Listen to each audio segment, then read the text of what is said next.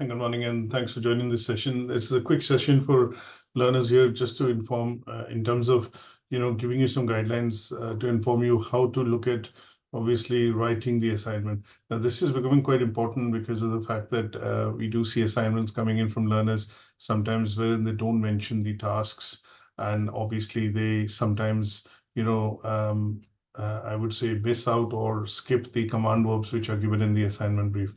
And that basically poses an issue with regards to two aspects. One, we cannot determine the grade accurately. And the second part is if the qualification, in terms of assessment, if you need to mark that particular unit, then what tends to happen is that we essentially are having to fish for evidence in terms of looking at which tasks have been completed and which tasks are not completed. So just as a standard practice, there are a couple of things which I want to show you on the screen that needs to be done. And these would primarily be mandatory guidelines that everybody needs to follow, as well as looking at submitting of assignments are concerned. I'm just going to randomly pick out one particular assignment and then highlight how you would go about essentially, doing the assignment and submitting it to us for the purposes of assessment. So I'm just going to pick out one assignment, which is a health and social care assignment, although this will be applicable to all units and obviously all assignments when learners are submitting.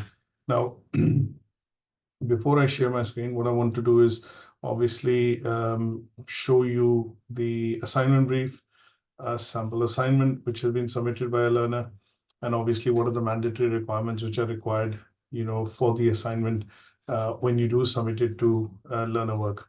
So a couple of things which I'd ask you to look at and obviously pay attention to would be to look at when I share my screen, because this is something which you'll need to follow through.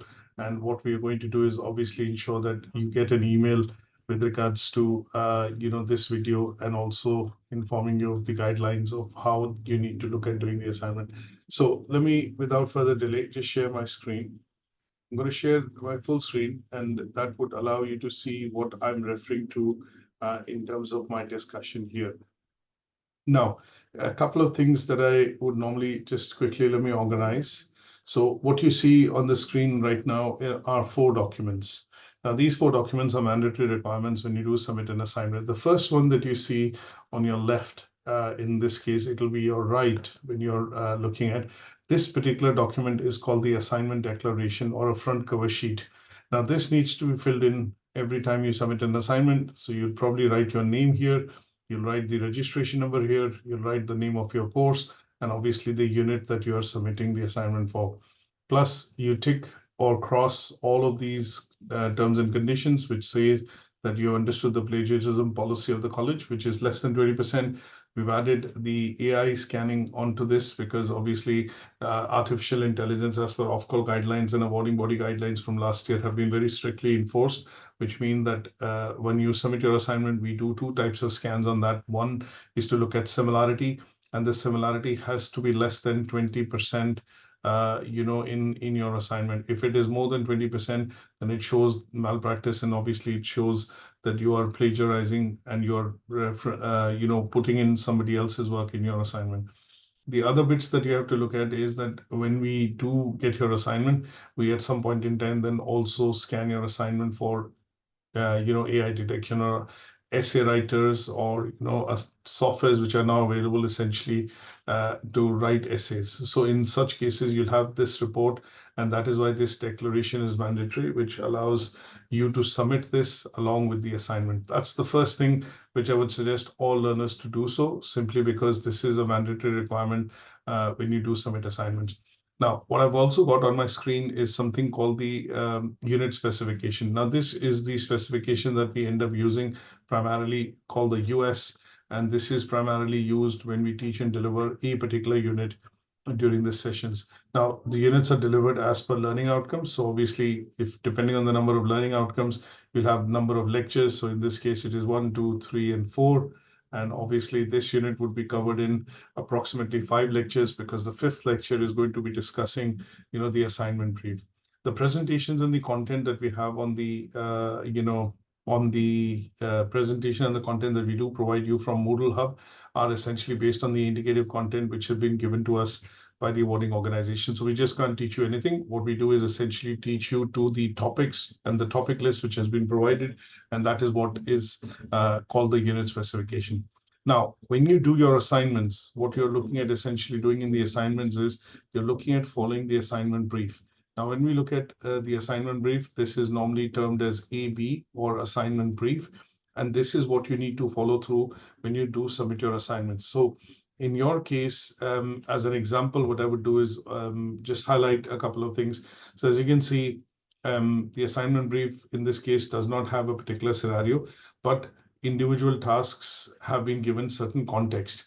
So if you see, this is a context which has been given. Now you are free to use this context, or if you're having working experience, then you could also bring in your own place of works experience or context that you have. But what I would suggest is putting a bit of an introduction as a best practice in the assignment, because that would allow the assessor to understand very clearly where are you coming from. Are you following the assignment brief, or are you doing it vis-a-vis task spaces given on the unit specification? And that gives a bit of a context or a background to the assessor when they start marking an assignment.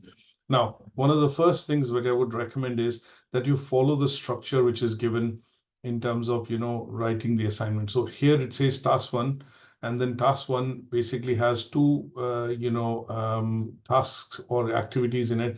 It says to build and maintain cross-disciplinary working relationship. And the second one is to build, motivate, and lead multidisciplinary teams. Now, as you can see, towards the end of the task, it is also very clearly mentioned that these task criteria are being met. So it's 1.2 for the first one and 2.2 for the second one.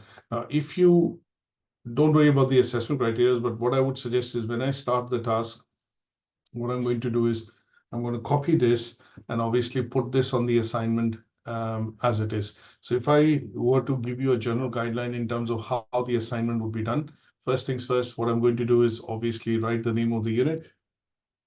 So just to highlight that very briefly. So copy, and I'm going to put the name of the unit here. So that it gives the context that this is the assignment. I'll also put my name in the footer or the header, which is to identify that this is my piece of work. And just to look at a bit of formatting, what I can also do is go in and insert a page number, because the assignment is going to be a couple of pages. So this is the basic start that I need to do. And what I would do is I would start labeling them as the tasks are given out in the assignment. So task 1A, if you look at, if you want to look at it, and obviously if you can put that across in the brackets, that will be great. If not, then that is something which the assessor will do. The second bit, what I'm going to do is copy the same task, the second task, and what I'm going to do is put this as it is in the assignment. Now, this is what I would suggest is what is called the preparation to start writing an assignment, so that you know that you're not going to miss out on any tasks. And at the same time, when you write the tasks out, you are covering the tasks from a point of view of writing and copying them as it is, so that the evidence that you generate is relevant, it is pertinent to the task, and you're not digressing from the evidence in terms of what is required. Now, as a best practice, I'm also identifying the criteria which obviously are easy enough to do, simply because you would generally see there are 3 tasks given and 3 assessment criteria assigned. So it's a no-brainer that you could write them, and that would identify them very clearly. So these are the assessment criteria, and they are exactly the same as you would look at without any changes in the text or the word, which are given in the unit specification as well. So if I just look at giving an example for one of them, what you're going to see is that when I look at 1.1, it says analyze the roles and responsibility of key professional. And if I look at the unit specification, it's exactly the same, given here. Now, what you would also see is that reading the tasks carefully are going to be important, because it says analyze the roles and responsibility of key professionals, and it says here a specific role. So what I would suggest in this case is you would need to either follow the context which is given in the tasks. So it says you've been asked by senior management, multidisciplinary team roles and working integrated roles. And if I go into further details, what it will ask you to do is in the introduction, you may use your own job organization or the one that you aspire for. You need to have specific information which makes up the professionals of the that organization, and they are working within multidisciplinary team in a chosen role in organization. So examples of this could be a lead social worker, healthcare service roles, or when you're working in different other licensing services within the health and social care sector. So here, when you start doing the task, you would need to keep in mind that it is not a generic role that you're defining and talking about, because it has an S, roles and responsibilities. So you would need to cover at least two roles and responsibilities in a chosen organization, and they would be chosen roles that you decide to cover in this particular task. So as you can see, with reading the assignment brief gives me three aspects. One, I make sure that I'm not going to leave out any tasks. It also allows me to follow a context. And then what I'm also doing is making sure that I'm writing the tasks as it is. Now, this particular part of the assignment is to be done in two sections or two parts. The second part is assignment 2, and that also has task 1. So what I've done is on this page, as you would see, I've written task 1. And what I've done in this task is there are three things which have been asked to be done. And what I will do is just copy them as it is. So what I'm doing is I'm creating a draft document, which I'm going to use for the purposes of doing my assignment. And this is ensuring that I'm not going to leave out any task. I'm copying the headlines or the tasks from the assignment brief as it is, which includes the command verb, and it is easier for the assessor to identify what is being asked to be completed. And then go on and do task 2. And in task 2, obviously, as you can see, there are 4 assessment criteria. Just going to copy them as it is and then label them 4.1. So this one is 4.2. And this one is 4.3, and the last one, which is 4.4. Now, when we have labeled these towards the end, because I'm creating an empty shell, I would also put references here, and then this would be something that I would refer to from a point of view of doing my assignment. As you can see, it basically covers both the tasks, both the assignments, and all the tasks have been written down carefully from the assignment brief. Now, as a best practice, what I would do is basically draw up a table of contents, which will essentially mean that they are labeled as you would see, and they can be then drawn up as a summary towards the as a front cover sheet. And what I'm going to do is, if I look at, sorry, just a quick one showing you how to draw up the table of contents as well.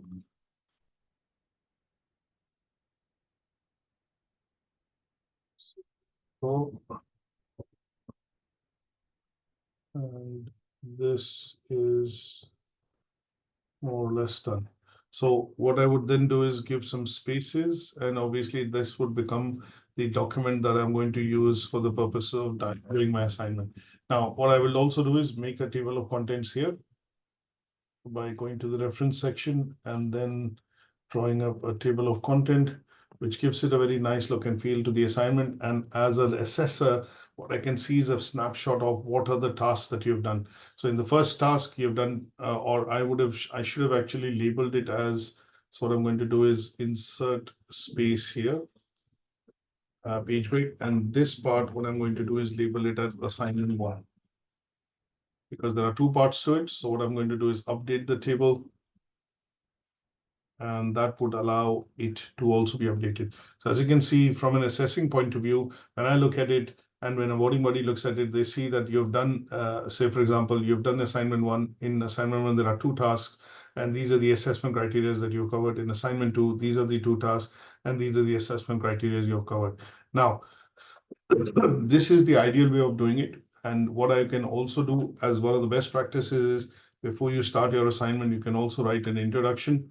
And that introduction could be 20, 30 to 50 words explaining whether you're taking your own organization, as an example, for the purposes of, doing the assignment, or is it something that you're taking from a point of view of following the assignment brief and the context which has been given. And that is going to be a best practice. Now, when I look at an assignment which is submitted by the learner, in this case, if I just look at this particular option, which is, the assignment submitted by a particular learner, I'm just going to put that across onto the context. So just give me 1 second.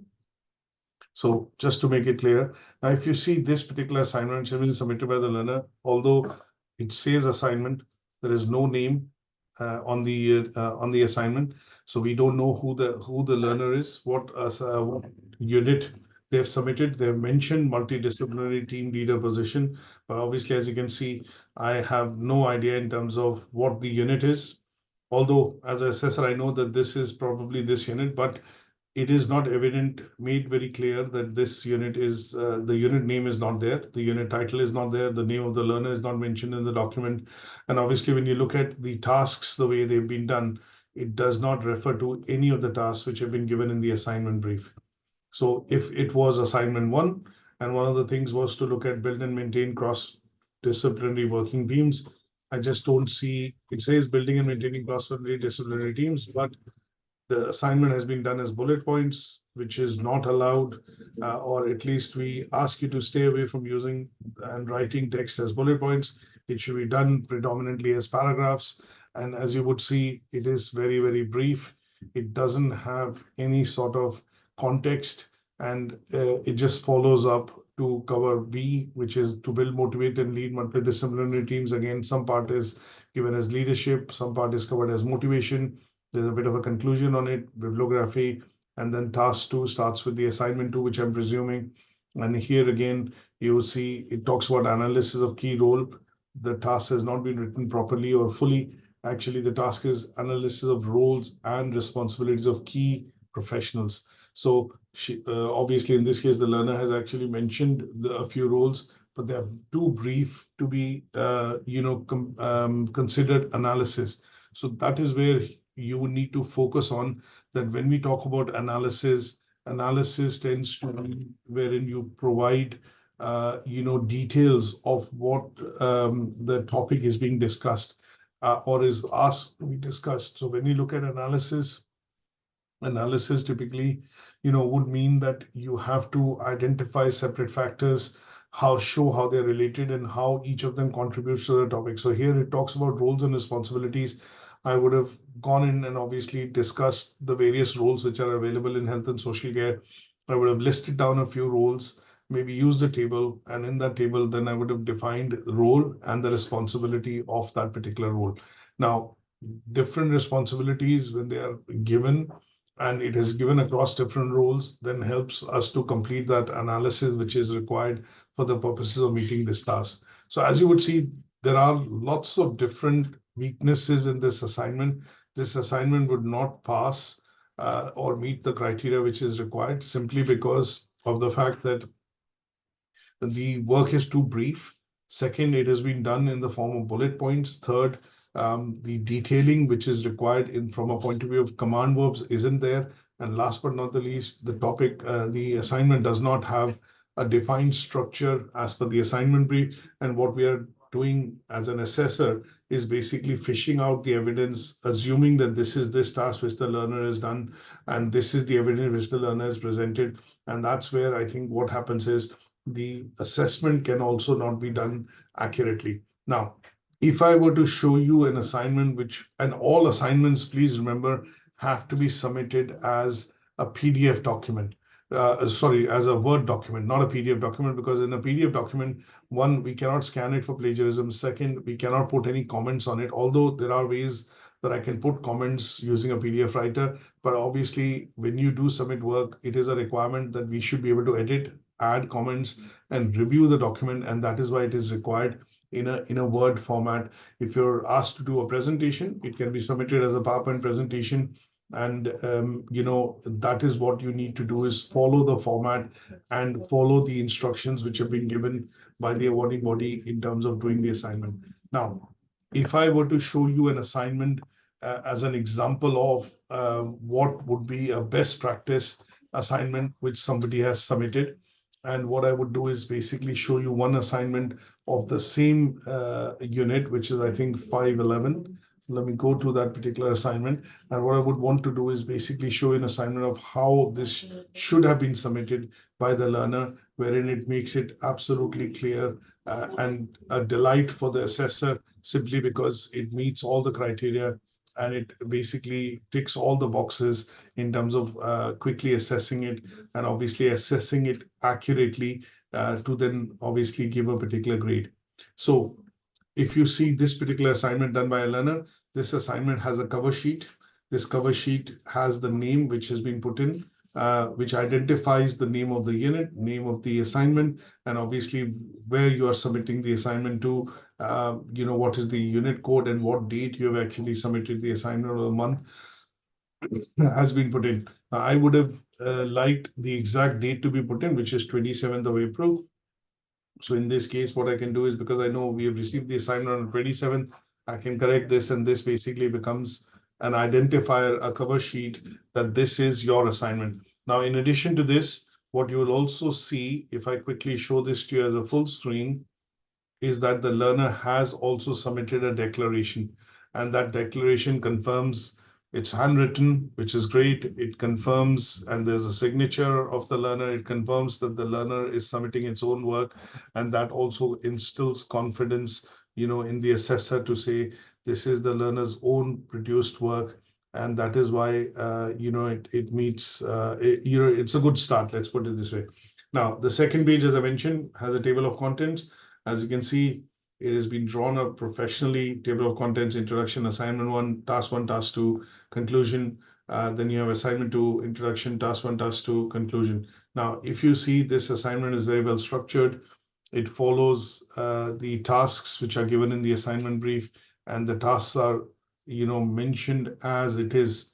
Now, again, just to relate to this to a bit of a context here, if I go on to how it has been mentioned in the assignment brief, it says to build and maintain cross-disciplinary working relationships, skills to build and maintain cross-disciplinary working relationship. So written as it is. If I go down to the second one, skills to build, motivate, and lead multidisciplinary teams. Again, skills to motivate, lead, and multidisciplinary teams, written as it is. So it is so easy for the assessor and to follow this particular assignment for marking, which is professionally presented. It has got a structure in it. It is using the third party, third person language written in paragraphs, clearly explaining what the roles and responsibilities are, and so on and so forth.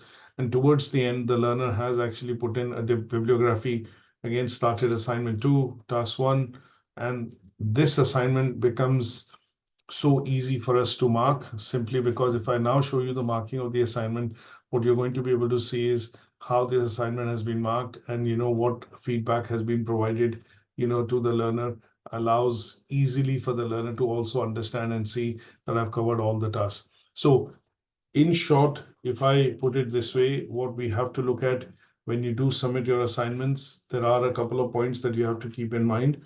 And I would summarize that on this particular slide, which I would share with you. So please ensure that when you do submit your assignments, these assignments, are submitted following the assignment brief and the guidelines which are provided by the awarding body.